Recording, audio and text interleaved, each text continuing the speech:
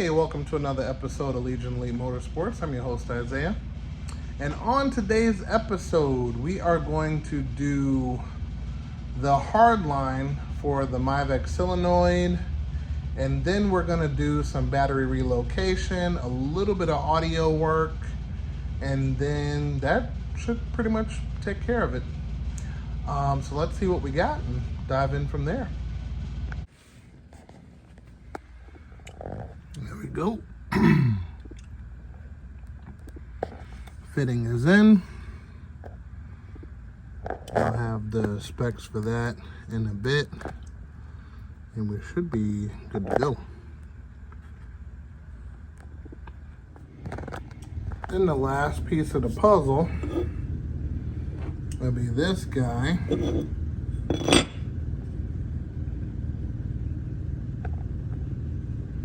Put the fitting in there, and then the line, and we should be good to go. All right, there she is, right there.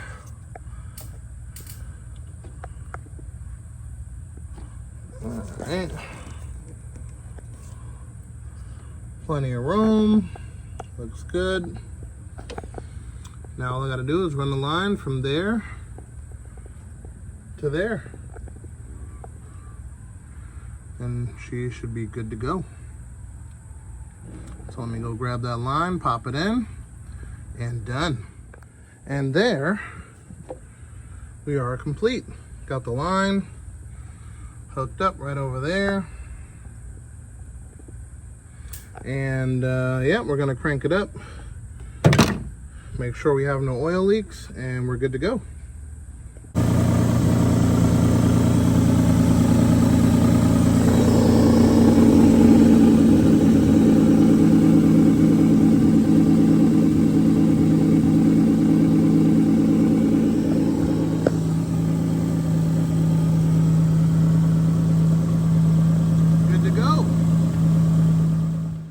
Hey guys, yes, okay, so among missing all of the other stuff here, I did a thing and I relocated the battery to the trunk. So the battery tray, the battery box, everything was right here. You can kind of see from this outline, and let me basically explain what I did. So the negative side of the battery, I just bolted it here, one of the existing bolts from the battery tray.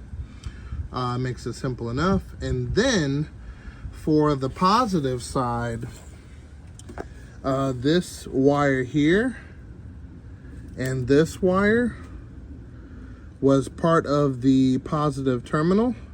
And what I did was I added a distribution block here, added a 0 gauge there, and this goes all the way to the trunk, okay? Just in case you guys are worried, like, hey, if I want to jump my car, what do I do and where do I go and how do I do it? You can actually take the screws off of here, take the cap off, add your jumper cable positive to here, and then because ground is throughout the chassis, you can add it anywhere on the frame. So for instance, you can do positive here and then negative right here, okay? Just for instance, which is applicable. You can jump your car ground there. So, you know, just a for instance, so if you wanted to jump your car from the front, you could jump it from the front. And now that you did the battery in the trunk, obviously you could jump it from the trunk also. So if your car was in an awkward position where you can't reach the cables because it's parked in forward, you could jump it from the back. So a couple of perks and benefits from that. But because this Diamante does not have any proper space where you can put a 0 gauge wire, what I did was I actually drilled a hole near the throttle cable and fed it through there. Because the 0 gauge doesn't move, it's not moving to bite into the cable. So that's not a big deal. So I put it there, it's resting easy, it's not moving, we're good to go. And don't worry about this experiment here. That's here nor there. But yeah, that's all you need to do. Distribution block and 0 gauge wire for the front. That part is done. So actually relocating the battery to the trunk is actually pretty inexpensive. I think you can get it done under $70 depending on what type of battery tray you get, make, or purchase. Either one. But very cost effective in general. And the reason I did that is to actually make the run for my audio system a lot shorter. So, boom, we got 0 gauge going into the cabin, which is in turn making its way to the trunk. So let's see where I routed that. Excuse the dirt, there's a lot of cleaning that needs to go on. But the 0 gauge wire is ran up there, and then it goes underneath this carpet, which you can't tell is very well hidden. Makes its way all the way to the back, which again you still can't see, and goes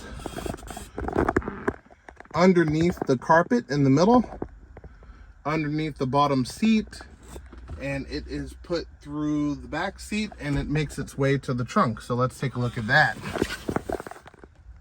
So there, it makes its way into the trunk and all the way to the battery. I opted for the gold terminals, fairly cheap. I think they're like $10, give or take, roughly. And then the ground, again, is throughout the chassis, so it makes it easy to run that ground. That ground is ran right back here to that lug, okay? And then the factory Infinity audio system is located right here, but I swapped it out for a different up-to-date amp, okay, including when we upgraded the speakers throughout this vehicle. So every single one of the speakers that's in the car have been changed and upgraded. So when it comes to the wiring, okay, I used this 4-channel amp, and I have the right side going to one channel, then the left side going to the other channel, okay? So if you look at the colors of the wires, all of the red ones with stripes is one side, and all of the blue ones with stripes is the other side. So you could take a picture or pause the video here so you can get your wiring on point. And then basically I ran this max power, so all of the speakers, you know, get the proper power they need. And then I ran, I believe this is 10 gauge, the remote wire. So this is ground and power, so power here, ground here, and then remote here. So this adapter here is the same one that you use to upgrade your radio in the front. So you just buy another one, plug it into the factory plug, and you have all your AC, or excuse me, RCA wires ran, so you don't have to redo that. Okay, this is the Infinity sound system. This is what it comes with right here. And if you just run it with no RCAs, none of the speakers will work. So you get this plug on the back of the radio and this plug for back here, and it gives you your RCAs and your remote. So I did all of that goodness, and then the ground for the amp is right there. Plain simple, straight to the point. I use self-tap screws, the original plate bolted to there and on the bottom, but I actually use those as grounding lugs because these seats don't go down, so it's pretty interesting. But yeah, so everything is working perfectly. Only thing that I am lacking currently, of course, I have to finish cleaning up the wiring, but of course I'm not done here, because the highs vocally is taken care of, but the lows are nowhere to be seen. So I completed this part.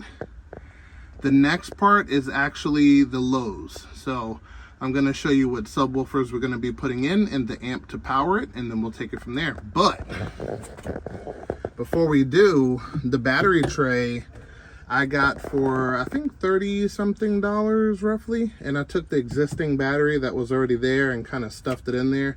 I'm going to replace this battery. There's nothing wrong with it, but I'm going to replace this battery with the proper size, because this one's a little bit longer. So I put it where it counts, so it's locked in the back, so when I accelerate it doesn't go anywhere. Plus the strap on top, make sure it doesn't go anywhere. And with the gold terminals, 0 gauge, it allows me to do a lot. So next step is I have to put in the subwoofer amp, which I'm going to put over here, and then I'm going to put in the 0 gauge wire for that amp, and then we're going to pop in the subwoofers and we should be good to go. Okay, so we have the amp, 3000 watt, single channel monoblock amp. That should be good enough. And let's take a look at the subwoofers. Then for audio, we have Scar Audio. Now, this wasn't my original choice, but I had a friend that actually had this in there. Sounded pretty good. So this is a good, you know, little variant, especially for right now, because I was actually gonna go with something bigger and of course better, but these 212s should do it. Okay, so with more 0 gauge, because I did run out, we're gonna take some measurements from there to there for the ground, then from there to there for the power. So yep, we're gonna do that with this, make our cuts, put the rest away, and then we can work on popping in the amp in the proper position, and yeah, we should be good to go. So yep. Okay, so make your crimp, the proper tool, boom, ground wire, good to go. Next, boom. Okay, we got the ground connected. Now we're going to have the cable ran over here ready to party. We got the power cable already pre-cut, that one's ready to go. We kind of just need to get the amp in here and pretty much wire that up, and we should be good to go. So yeah, let's do that. All right, this one's a little bit more out in the open, but that is okay. And if you look on this side, I'll zoom in, all the adjustments I can make from inside the car, and that's exactly the way I want it. So now we got the power and the ground connected. The power, there we go, is not connected on this side. I still got wire to move around and or cut if I like, which is good. You always want extra. So now that that's in its area, I'm gonna connect that in a bit, but before I do, I wanna connect the remote wire and the RCAs, and then last but not least, we're gonna connect the little remote, which is a clipping indicator. So we're gonna install that, and yeah, we'll be good to go. Okay, so here we are to the little cubby hole, and let me see if we can cut on the light so we can see what's going on. Alrighty. So we got the box in here, kind of tight fit, but it works perfectly. Alright, and then here we have the amp, and let's power it up and make sure everything is working properly. And I took the clipping indicator right there and slid it right here, so it'll be a light that you can actually see reflecting, so you don't have to always turn around and see if it's clipping or going crazy. So yep, let's give it a little power. Let's see what we got. All right, so we are in the on position. All right, that looks good. Huh, we're live. Look at that. All right, so the fan is turning on. All right. Well, that looks pretty awesome. Wow, that's pretty cool. Okay. So, that looks like it's working there. Let's check out the back. See how this sucker's put in there. And I would love to test it out, but I don't have any music that is word free currently. So we don't want to get no copyrights. But everything is working perfectly. And let's pop the trunk. Okay, we are in the back. Excuse the covering of the box. I did this to make sure it doesn't get wet, because we have some sort of a leak that we can't find or control. And then these here hold this sucker into place so it doesn't slide back. Got it on both sides. Battery is working. Everything's good to go. I call that complete. And with that being said, we're going to call it an episode right there. If you're new here, definitely consider subscribing if you like what you're seeing. Hit that bell icon for updated notifications. Also, remember guys, knowledge is power, and I will see you next time.